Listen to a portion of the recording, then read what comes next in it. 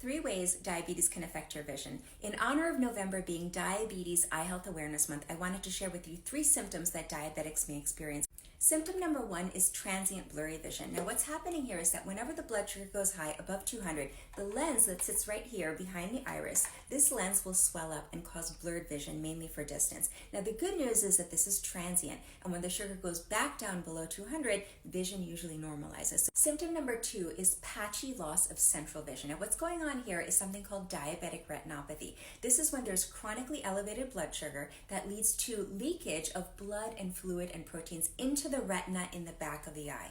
Now this is what I like to call leaky eye syndrome. Many people have probably heard of leaky gut, but this is leaky eye syndrome, and in the early stages it is treatable, it's reversible, but if it goes on for too long, it can cause chronic loss of vision. So be sure to get it checked out, get an annual dilated exam if you're a diabetic to pick up any diabetic retinopathy and get it treated as soon as possible.